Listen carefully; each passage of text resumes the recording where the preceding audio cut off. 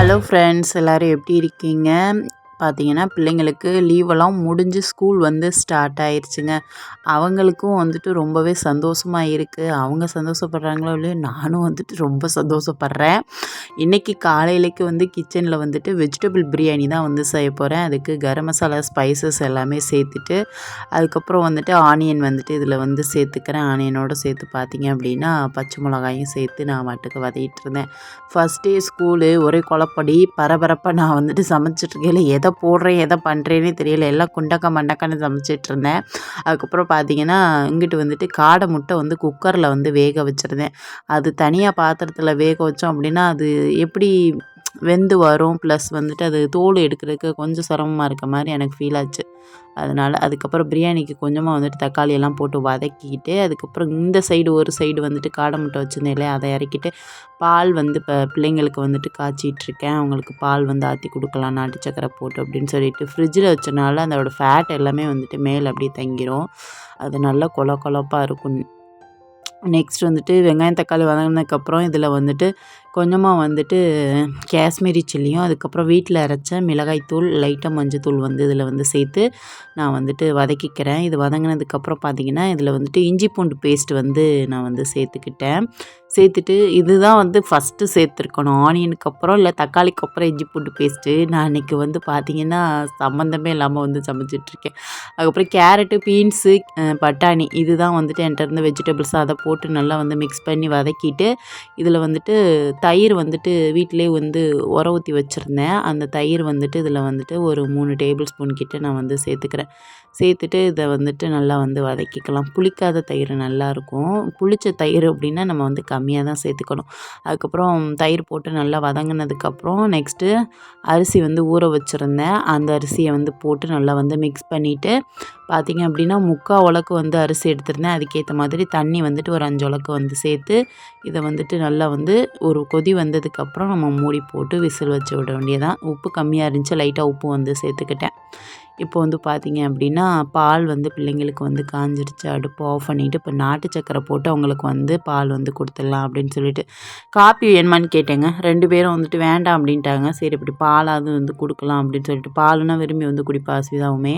அதனால் நாட்டு சக்கரை போட்டு பாலை வந்து ஆற்றி கொடுத்துடலாம் அப்படின்னு சொல்லிட்டு கொண்டு வந்துட்டு ஆற்றி அவங்களுக்கு வந்து ஃபேனில் வந்து ஊற்றி வச்சுட்டு அவங்க 2 பேரும் ஃப்ரெஷ்ஷப் ஆகிட்டு ரெடி ஆகிட்டுருக்காங்க. இன்றைக்கி ஃபஸ்ட்டு டே ஸ்கூல் அப்படிங்கவும் ரொம்ப ஜாலியாக என்ஜாய்மெண்ட்டாக இருக்காங்க. இவங்க ஜாலியாக இருக்காங்களோ இல்லையா, நான் ரொம்ப ஜாலியாக இருக்கேன். அப்பா 1.5 மாதம் லீவ் வச்சு செஞ்சுட்டாங்க, எப்படா ஸ்கூல் திறக்கும் அப்படிங்கிற மாதிரி தான் வந்துட்டு இருந்துச்சு.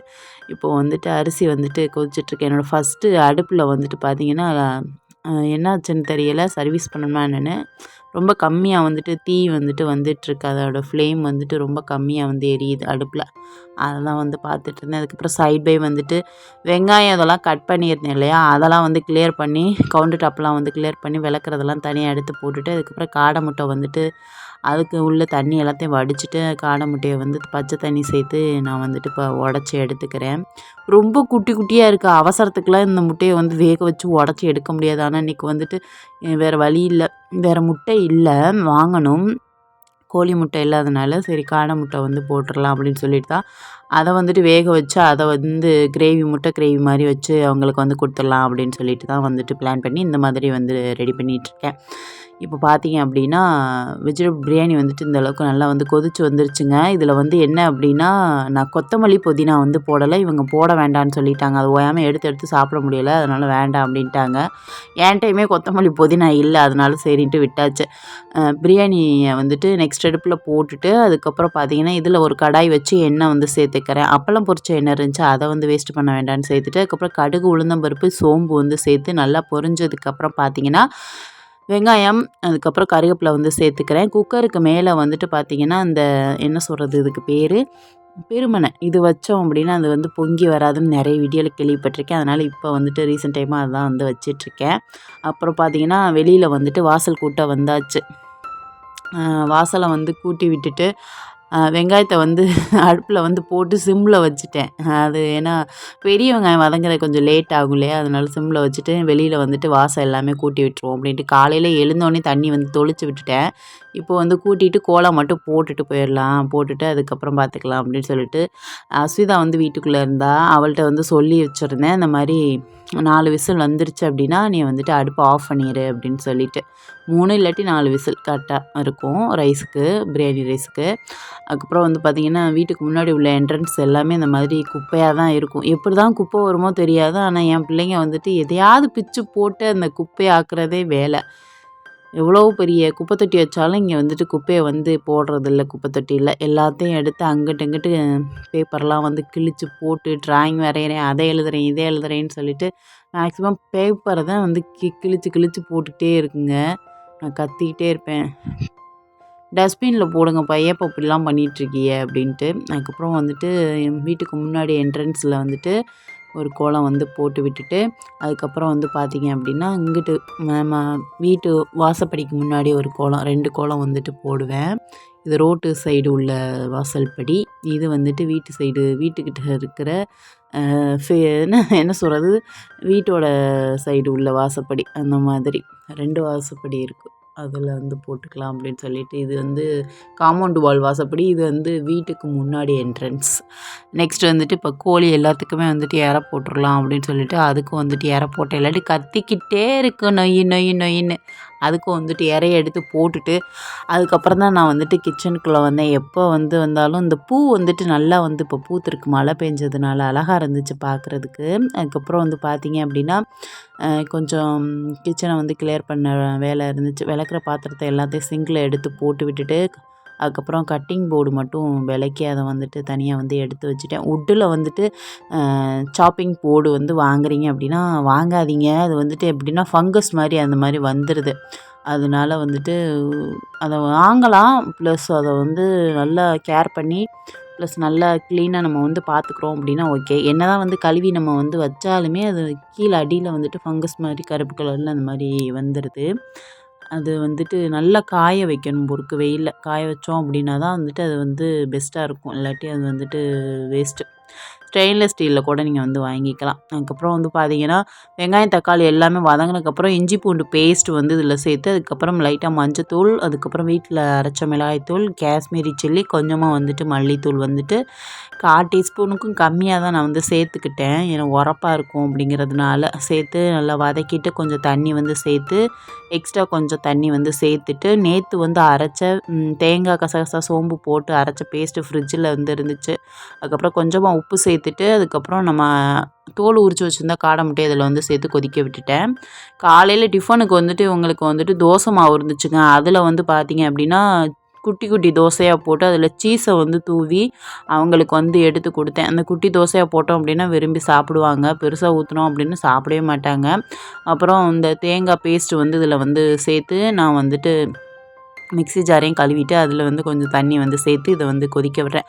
தேங்காய், கசகசா, சோம்பு, பூண்டு இது வந்து அரைச்சி வச்சுருந்தேன் நேற்று. கொஞ்சம் கூடவே இருந்துச்சு. அதனால் மீததை வந்துட்டு ஃப்ரிட்ஜில் வந்து போட்டனால அதை வந்து வேஸ்ட் பண்ண வேண்டாம்னு அதை வந்து யூஸ் பண்ணிக்கிட்டேன். அதுக்கப்புறம் பார்த்திங்க அப்படின்னா சீஸ் தோசை வந்துட்டு ரெடி ஆகிடுச்சு. இப்போ அஸ்விதாவுக்கு வந்துட்டு சாப்பாடு வந்து கொடுக்க போகிறேன். நெக்ஸ்ட்டு சுபஸ்ரீக்கு வந்து 1 பை 1 ஊற்றி கொடுத்தேன். அதுக்கப்புறம் வந்து பார்த்திங்கன்னா, இப்போ காடை முட்டை கிரேவி வந்துட்டு சூப்பராக ரெடி ஆகிடுச்சு. அதே மாதிரி பார்த்திங்கன்னா, நம்மளோட பிரியாணியும் வந்துட்டு 4 விசிலுக்கு அப்புறம் வந்துட்டு இறக்கிட்டேன். ரொம்பவே சூப்பராக உதிரி உதிரியாக சூப்பராக வந்துட்டு வந்துருந்துச்சு. நல்லா டேஸ்ட்டாகவும் இருந்துச்சு. கேரட்டு, பீன்ஸு, பட்டாணி வந்து போட்டிருந்தேன். நீங்கள் வேணும்னா காலிஃப்ளவர், உருளைக்கிழங்கு இதெல்லாம் வந்துட்டு போடலாம். நிறைய வெஜிடபிள்ஸ் வந்து போடலாம். நான் ரொம்ப அதிகமாக போடலை. ஏன்னா இவங்க பீன்ஸே வந்து சாப்பிட மாட்டாங்க. கேரட்டு, பட்டாணி கூட சாப்பிடுவாங்க. பீன்ஸ் வந்து இவங்க சாப்பிடவே மாட்டாங்க. இருந்தாலும் இன்றைக்கி அதான் வந்து போட்டு செஞ்சு கொடுத்தேன். அதுக்கப்புறம் அசிதாவுக்கு வந்துட்டு இப்போ லஞ்ச் பாக்ஸ் வந்துட்டு பேக் பண்ணிகிட்ருக்கேன். அதுக்கப்புறம் ஒரு சைடு வந்துட்டு பார்த்திங்கன்னா சாதமும், இன்னொரு பாக்ஸில் வந்துட்டு சைடிஸ் மட்டும் வச்சுருந்தேன். காடை முட்டை வந்து அவளுக்கு 4 வந்து வச்சுட்டு, அதுக்கப்புறம் சுபஸ்ரீக்கு 4, மீத 4 வந்துட்டு என்னோடய அப்புதாவுக்கு வந்துட்டு பேக் பண்ணிட்டேன். லீவு, அதாவது என்னோடய ஹஸ்பண்ட் வந்துட்டு அதுக்கப்புறம் 2 மாதம் லீவில் வந்துட்டு அங்கிட்டு அப்புதா வீட்டு சைடு போகலை அதிகமாக. கடையில் தான் வந்து வாங்கி சாப்பிடுவாங்க. அது கடையில் நான் கொடுக்குறதுக்கு பதிலாக அம்மா வந்து சாப்பாடு கொண்டு போய் கொடுத்துட்ருந்தாங்க. சரிங்களா? நான் அதுக்கடையில் ஏதாவது வந்து அங்கிட்டு போனேன் அப்படின்னா அப்போதைக்குள்ள ஏதாவது பழமோ, ஃப்ரூட்ஸோ என்னத்தையாவது வாங்கி கொடுத்துட்டு பார்த்துட்டு வருவேன். இல்லை ஏதாவது செஞ்சாலும் கொண்டு போய் கொடுத்துட்டு வருவார் என்னோடய ஹஸ்பண்ட். ரெகுலரா வந்துட்டு முடியல. அதுதான் ஒண்ணு. அதுக்கப்புறம் இப்ப தான் வந்துட்டு பிள்ளைங்களுக்கு ஸ்கூல் ஓப்பனிங் அப்படிங்கவும், இப்ப தான் வந்துட்டு அவங்களுக்கு வந்து சாப்பாடு இன்னைக்கு தான் வந்துட்டு கொண்ட்டு போறேன். அவங்களுக்கும் கொஞ்சம் பிரியாணி, அதுக்கப்புறம் அந்த சீஸ் தோசை, அதுக்கப்புறம் வந்துட்டு காடை முட்டை வந்து வச்சு கொண்ட்டு போனேன். என்னத்தையாவது கொண்டு போய் குடுப்போம். அப்படியாவது சாப்பிடுதா அப்படின்னு சொல்லிட்டு பார்ப்போம் அப்படின்னு. ஏன்னா வயசாயிடுச்சு அப்படின்னா, நம்மளோட சாப்பாடு எல்லாமே வந்து செல்லவே மாட்டேங்குது. எப்படி சின்ன பிள்ளையிலேருந்து நம்ம வர்றோமோ, அதே மாதிரி தான் அந்த இறக்கும் தருவாயில வந்துட்டு நம்மள வந்து கடவுள் சின்ன பிள்ளை மாரியே ஆக்கி, அதுக்கப்புறம் தான் வந்து அவர்ட்ட வந்து கூட்டிக்கிறாரு. சரிங்களா? இது நீங்க உணர்ந்திருக்கீங்களான்னு தெரியல. நான் நெறைய லைஃப்ல பார்த்தாச்சு. எங்க அப்பா இறக்கும்போதும் சரி, எங்க அத்தை இறக்கும்போதும் சரி, அதே மாரி எங்க மாமா வந்து இறக்கும்போதும் சரி, எல்லாருமே இறக்கும்போதும் இந்த மாதிரி தான் வந்துட்டு அவங்க இருந்து அதுக்கப்புறம் வந்து இறந்துருக்காங்க. அது வந்து ரொம்பவே வந்துட்டு கஷ்டமான ஒரு இதுன்னு சொல்லலாம். அதுக்கப்புறம் இவங்களுக்கு வந்து லஞ்ச் பாக்ஸ்லாம் வந்து பேக் பண்ணி எடுத்து வச்சுட்டு, என்னோட அப்பத்தாவுக்கும் வந்துட்டு டிஃபன் பாக்ஸ் எடுத்து வந்து வச்சுட்டு, அதுக்கப்புறம் மாவு மீதம் இருந்துச்சு தோசை மாவு, அத தூக்கி ஃப்ரிட்ஜில வந்து போட்டு விட்டுட்டு, நெக்ஸ்ட் வந்துட்டு நான் வந்துட்டு ஃப்ரெஷ்அப் ஆயிட்டு, அதுக்கப்புறம் அசிதாக்கு வந்து தலை வந்து சீவுற வேலை இருந்துச்சு. அதனால வேகமா வந்துட்டு அவளுக்கு வந்து தலைய வந்து சீவி விட்டுட்டேன். ஃபஸ்ட்டு டீ ஷர்ட்டும் அதுக்கப்புறம் அந்த பேண்ட்டும் வந்து போட்டிருந்தேன். நான் தான் சொன்னேன், "டீ ஷர்ட், பேண்ட் வேண்டாம். ஒரு கவுன் வந்து எடுத்து போட்டுக்கப்பா" அப்படின்னு சொல்லிட்டு, அதுக்கப்புறம் வந்துட்டு கவுன் வந்து எடுத்து அவ வந்து போட்டுக்கிட்டா. யூனிஃபார்ம் வந்துட்டு அதுக்கப்புறம் இன்னைக்கு ஈவினிங் தான் நாங்க வந்து எடுத்திருந்தோம். அதையுமே வந்து ஷார்ட்ஸில வந்து உங்களுக்கு காட்டியிருப்பேன். ஓகே ஃப்ரெண்ட்ஸ், இதோட இந்த வீடியோ முடியுது. இந்த வீடியோ பிடிச்சிருந்துச்சு அப்படின்னா லைக் அண்ட் சப்ஸ்கிரைப். நெக்ஸ்ட் வீடியோல பார்ப்போம். பாய்.